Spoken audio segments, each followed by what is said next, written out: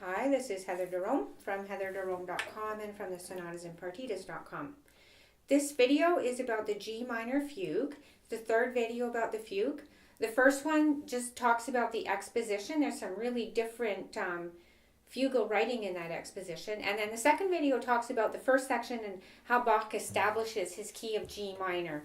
And again, there's some really wonderful composing in that first section.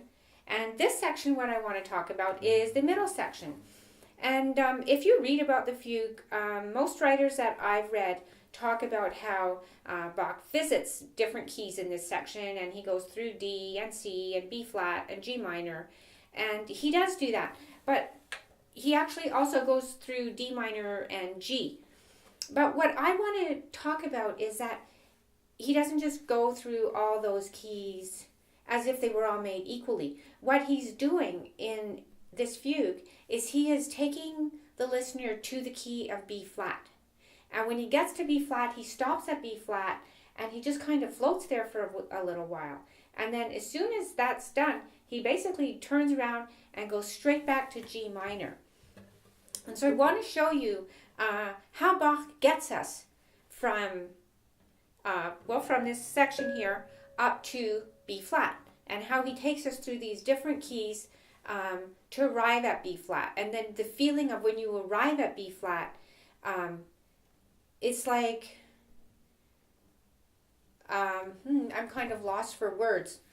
Like, some people tell me it's their favorite part of the fugue, and my response to that is, that's great, because if you're going skiing, hopefully the skiing is your favorite part of the trip. Even though you might stop for coffee on the way and you might stop somewhere else to take some pretty pictures, you're going skiing.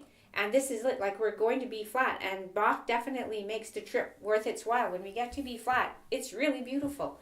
So let's have a look at how we get there. So we start off with the subject an octave up from at the beginning, and it's going to go through a circle of fifths. So it starts on D, then G, then C, F, B flat. Now it gets truncated and he goes back through the circle of fifths the other way. F, C, G, and then D again. And then what's this? This is E7. He lands on E7 and then to A. And so when he gets to A, that's the dominant of D, which is our first stopping point. So now the subject is in the bass on A, on the dominant. And when we get to our second stopping point, which is going to be C, you'll see that the bass has the subject again in the dominant when he has this part. So I'll show you that when you get to it. But here we are on the dominant of D. The organ part, by the way, I think goes like this. So guitars can do that if they want to. If they want to do something different. And here, tension, resolve, tension, resolve. And now D. And now we have the subject and all the voices again. G, C,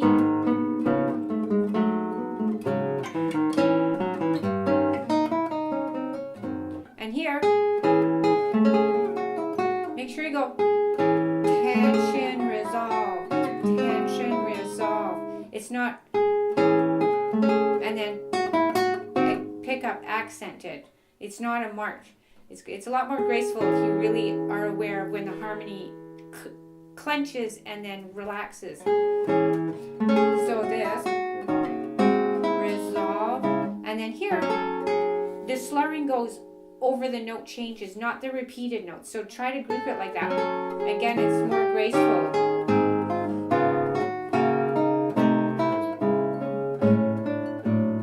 Ooh, we're on 5/7 of D minor. What's this? This often gets glossed over. This chord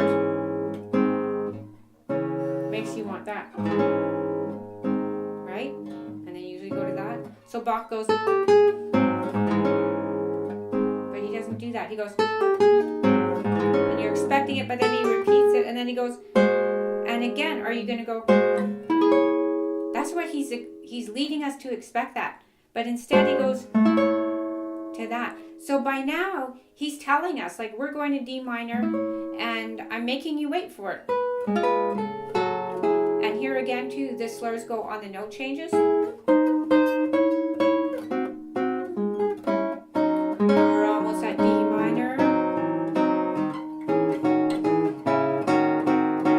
Getting closer. And now here we are. But the tension doesn't go. Still a lot of expectation. I don't know how Bach does that. It's like a little magical trick that he makes us want D so badly, but he keeps having a D pedal. Normally he'll have a dominant pedal. Skipped a little bar there, but it's okay. And now we get it, the D minor. So here, just want you to listen to the bass line because it comes up later, but for our purposes, we finally arrive on D minor, and now we're going to go through a circle of fifths. As soon as we get to where Bach has been taking us, we leave by a circle of fifths. That's his standard way of doing it. And now G, C,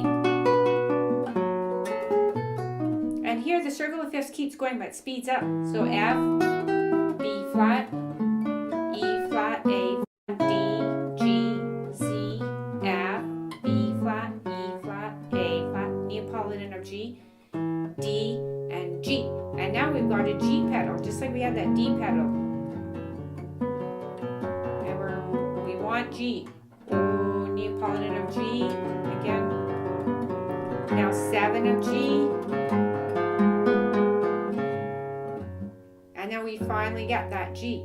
And that's all we get of the resolution. We don't get like a nice big resolved chord. We just get that, and then the harmony changes. So make sure when you're playing it that you're expecting the G and that you hear that you've got the G.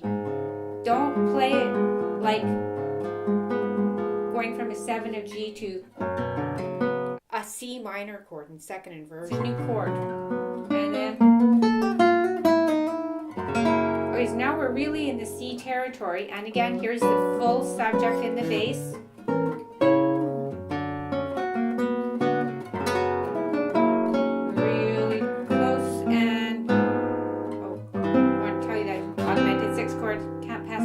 Mentioning it. There we go, and now we arrive at C. And subject in all the voices.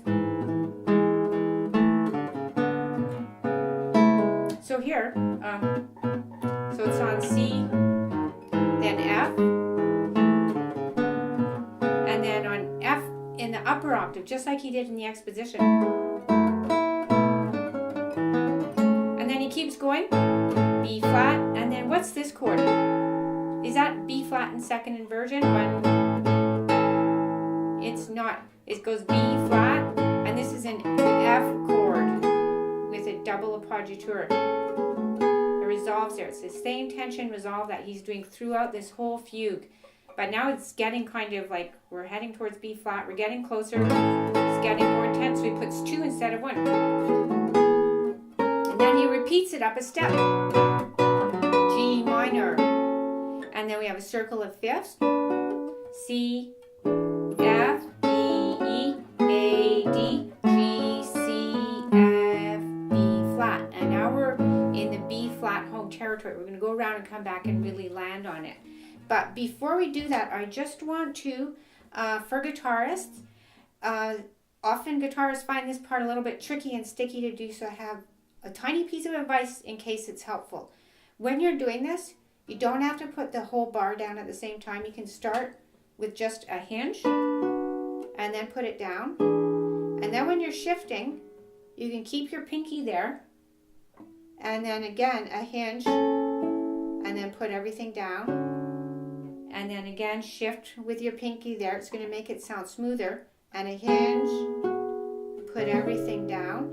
And then you can keep your middle finger there. And then it's less tiring on the hand like that. and it's smoother. So now here we are, B flat. And tension, resolve. What's that chord? E flat major 7? No, it's a C minor. And that note's going to resolve right there. And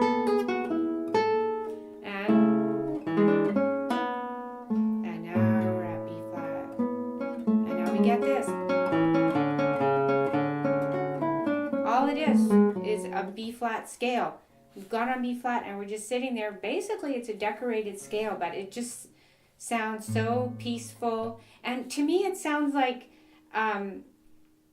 up until then, it's just all fraught with tension, like tension, resolve. And then suddenly, there's nothing anymore. Like the fight is over. There's a truce. Oops.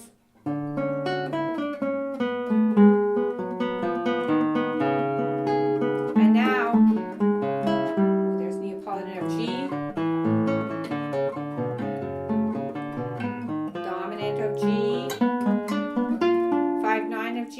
And now now we have the dominant and pedal. And now we really know that we're going back to G. And then from here to the end of the piece, all Bach does is he's delaying the arrival of G. We actually arrive there 8 bars before the end, and then there's a coda with some bravura writing. So I hope you found this helpful if you're playing Bach, either as a violinist or a guitarist or even a keyboard player. The reason I'm making these videos is I want to help people understand the form in Bach, and I want to help them understand not just like intellectually, oh, this is what's happening and I can talk about it and explain it, but like really to understand like how it makes it sound, how it works, how it really, I mean, everything that Bach wrote was for rhetoric, like it was the art of speech, it was for like affects, there was a lot of emotion involved, and this is all tied in, and it's all tied into how we can play it more expressively. And for me, one thing that really helps me is understanding, especially in these long pieces like the Fugue, how it really unwaveringly presses forward and goes to this certain place. And even when we were talking, like we get to the key of D, we get to the key of C, and in between that key of D and the key of C, there was like this strong going to D minor, and we did arrive at D minor with a good 5/1 cadence, and then we got to G, and we arrived there with a good 5/1 cadence also. And those were kind of subsidiary landings, you could say. We didn't land there and have the fugue subject and the 5 voices, but so like why did Bach do that? Well, what happens there is that you have this whole sort of area in D minor and another sort of area in G, and you're going to C, so you have this like 2-5-1, you're going D minor, G, C over the long term like that. And then inside of that there's all this wonderful figuration. And also to understand, like you're heading somewhere, you arrive, and then you go through a circle of fifths and you head somewhere else. And to really be able to feel the differences between this, like, okay, I'm going, and now I've arrived somewhere. It feels different, and it's got to sound different when you're playing it. So I hope you found this helpful. You can let us know what you think by commenting below.